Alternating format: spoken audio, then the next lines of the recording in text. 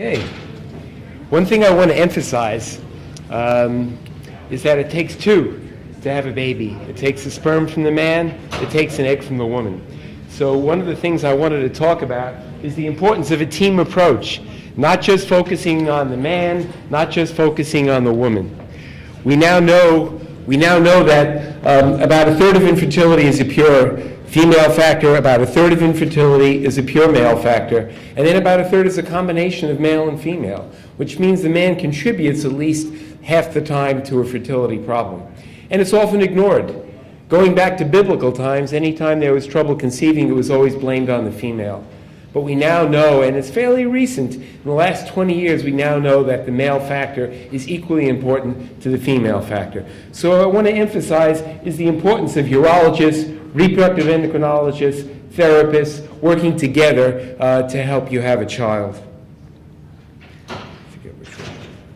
I just thought I'd give you a little background about how I got into this field. This actually, believe it or not, is me. When I was 24 years old, before I went into this field. I flew F-4s in the Air Force at the end of the Vietnam War. And people ask me what this has to do with what I do now. Well, first, flying high-performance aircraft requires very good hand-eye coordination. Doing the kind of microsurgery that I do now also requires very good hand-eye coordination. But what I tell patients is the biggest difference is back then it was my behind that was on the line, and now it's my men's balls. Anyway, the other thing is we used to wear G-suits to keep us from blacking out because we did what's called air combat maneuvers. This is the F-4 Phantom, which is actually was the mainstay of the Israeli Air Force for many years and is still being used by the Israeli Air Force. And this little thing I'm wearing around my legs, it had a hose that attached to the inside of my cockpit. And when we did very high G-forces, it would squeeze the blood out of our legs and bring it back to our brain so that we wouldn't black out. The early G-suits were completely solid from the waist down. But you see, we had to make a cutout right over here in this very critical area in the man because we found men were blacking out because of the pressure here. So that's how I got interested in this field. I then went from the Air Force. You notice I grew a beard as soon as I got out of the Air Force. I went to Rockefeller University where I worked on rat testicles. Rats are incredibly good animals for research. If humans had testicles, these are rat testicles. I was transplanting them from old rats into young rats and young rats into old rats. If humans had testicles the same size as a rat's, our testicles would weigh about 1 pound each. So it was very good for research. I learned to do microsurgery. This is the early microscope, actually almost identical to the one that I use now for humans, to do the research and learn microsurgery on rats. And now you can see how much happier than I was in the Air Force. I have a smile on my face doing the surgery I do now, helping couples have children. Now, if you look at all the causes, as I'd mentioned, about a third is a pure male factor. About 10 to 15% of all couples have problems, but in more than half the case, there's either a male factor exclusively or a male factor contributing. And why bother to evaluate the infertile male when you saw Dr. Grassi and Seifert tell you that we can get pregnancies with very few sperm? So why even bother as long as a man has any sperm? Well, there are several very good reasons for looking at the man. First, genetic abnormalities are much higher, 30 to 100 times higher incidence of genetic abnormalities. The most common ones are Klinefelter syndrome, which is 47XXY, where a man has an extra X chromosome. There's a much higher incidence of testis cancer. And there are now almost a dozen papers showing that the incidence of testicle cancer in men who have male factor infertility is 20 to 37 times higher than men the same age who don't have infertility. So one of the reasons to have your guy checked is because of this high incidence. And every year I pick up 3 or 4 cases of cancer in couples that have already gone through IVF because the IVF doctor told them, you don't need to bother seeing a urologist because you have enough sperm to get your wife pregnant. And it turns out they had a testicle cancer. And if it's picked up early rather than late, the chances for cure are very high, and the chances for preserving fertility are much high. Varicocele. Many of you have heard about varicocele. Most men with varicoceles have enough sperm to do in vitro fertilization. But varicoceles don't only affect the sperm-making function of the testis. One thing a lot of people forget is that the testis in men does two things. We all know it makes sperm, of course, but it also makes the male hormone, testosterone. That's what gives men their desire, their sex drive, their libido, we call that. That's what gives men their ability to have erections so they can have relations with their wife. That's what gives men their energy level and their muscle strength. And just like a woman, when her hormones get lower when she's older, is at higher risk for thin bones, we call that osteoporosis. Men with low testosterone are also at a much higher risk for osteoporosis and osteopenia. We've recently studied a group of infertile men who we see who have low testosterone, and the incidence of osteopenia, which is thin bones, and osteoporosis, where they've already become weak, is 30% in those men who have infertility and low testosterone. So that's another reason to treat men who have varicoceles, not just for fertility, but for health reasons, to preserve the hormone function of the testis. Finally, and especially for this audience, most of you will never use contraception. You'll want to have as many children as possible. Varicocele is the most common cause of gradual, progressive loss of fertility. So men who have this are often fertile when they're younger, but then they become less and less fertile as they age, much more rapidly than men who don't have varicoceles. And ultimately, there can be progressive damage with total loss of fertility possible. Now, the key to the evaluation of the male is actually still a history and a physical examination. You know, we have a lot of very fancy tests now. We have imaging studies, MRIs, CT scans, blood tests that can measure a whole lot of things. But 90% of the time when a couple walks into my office, I can tell what's wrong by doing a good history and an examination. And the important things about the history of prior fertility, as I'd mentioned, men with varicoceles are usually fertile when they're younger, and then they became fertile later. Were you able to conceive initially and now you're having trouble? Then we think about things like that. What about desire, what we call libido? If libido is low, that usually means there's a low testosterone. Are there medications you're taking? Do you have ulcerative colitis or inflammatory bowel disease that was treated with sulfa drugs? Do you have high blood pressure that was treated with calcium channel blockers? Drugs and alcohol is fortunately a very rare problem in this population, but alcohol, marijuana, cocaine are all directly toxic to sperm production.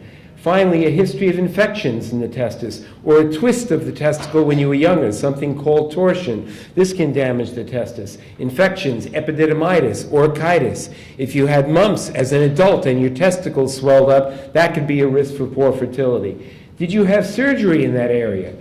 There's a very high incidence of injury to the ducts called the vas deferens and to the blood vessels from hernia repairs, especially when they're done as an infant, and to more recently, hernia repairs using mesh. The mesh causes scar, which fixes the hernia, but the scar sometimes squeezes down and can cause a blockage of the vas deferens, or can squeeze down and cause a blockage to the blood supply to the testicles. A history of infertility in your brother. Men with varicoceles, 50% of their brothers have them. So if you were known to have especially a large varicocele and you have brothers, have them get checked. Because if they're checked when they're young, and with the microsurgery we do now, the repair is the safest way, is a very safe way to treat it. You can conserve testicular function. You could be doing your brothers a favor. Or if you have a brother who had a history of this, then have yourself checked. Physical examination. Proper examination of the man does not mean simply dropping your pants and just feeling the testicles. You have to look at the shape of the body. Is the hair distribution normal? Is there any enlargement of the breasts? Is the penis and scrotum normally developed? Are there varicose veins? Are the testicles normal in size, between 15 and 25, or are they very small in size? Is the epididymis, or the duct behind the testicle, swollen as if there's a blockage? If you see that, plus you see a scar from a hernia repair a man had, you can suspect there's a blockage from the hernia repair. And the nice thing about men, unlike women, where the ovaries and everything is on the inside and the tubes are on the inside, in the man, everything is hanging on the outside. So it's much easier to examine men. And the scrotum is unique. It has no fat in it. Even extremely fat men have no fat in the scrotum, and it's thin skin designed to keep the testis cool.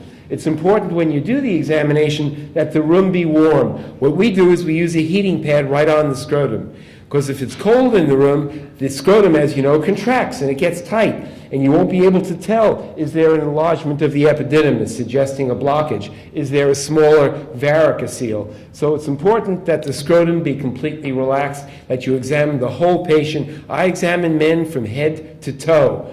I look at them the same way that an internist would do a complete examination.